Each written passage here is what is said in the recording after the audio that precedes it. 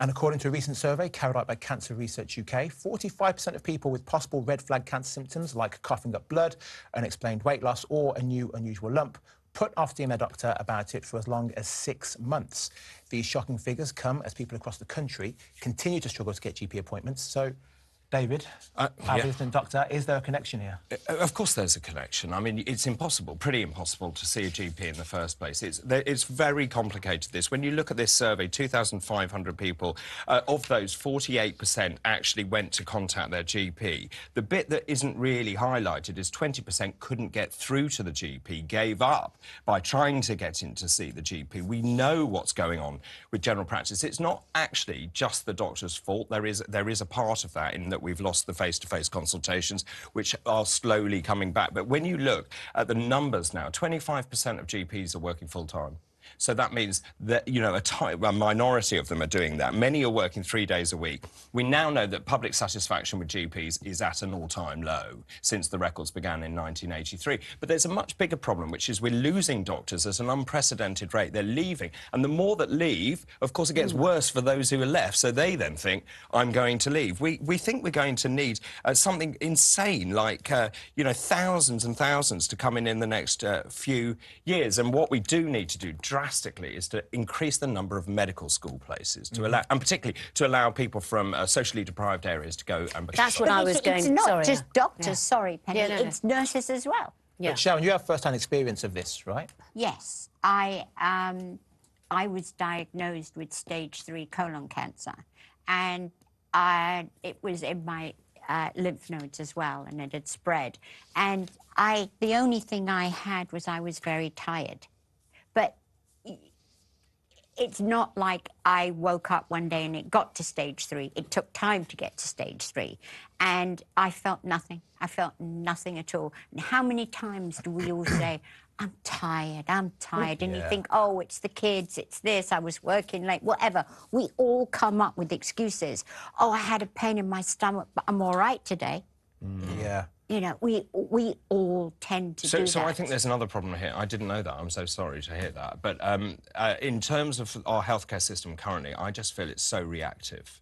We wait for you to become ill and then we do something. And we need to do more prevention and to teach people about the worrying symptoms and signs. Except that some of them, I mean, you look at ovarian cancer, you know, I mean, you know, I've got friends who've had ovarian cancer, and of course, when you say the symptoms, it's like you don't feel terribly well, you feel a bit bloated, you feel... They're all but it's things quick, it's like that. No, but I'm just saying that the symptoms could be anything. They could very be vague. You know, they're very vague. And you were saying about fatigue, and the point about fatigue is that, you know, there are often so, you know, as you say, reasons why you feel. But if you get a consultation and you go through it very, very, you know, methodically, you should be able to tease that story out. Do the bloods to confirm or deny your diagnosis. But people have said to me, sorry, JJ, people have said to me as well that the stages of each kind of consultation are too far away. They're too long. You know, you go and see a GP, he recommends that you go and see a specialist. It's too far away. You know, and I speak to cancer specialists all the time, and they say it just needs to be speeded up somehow, more efficiency,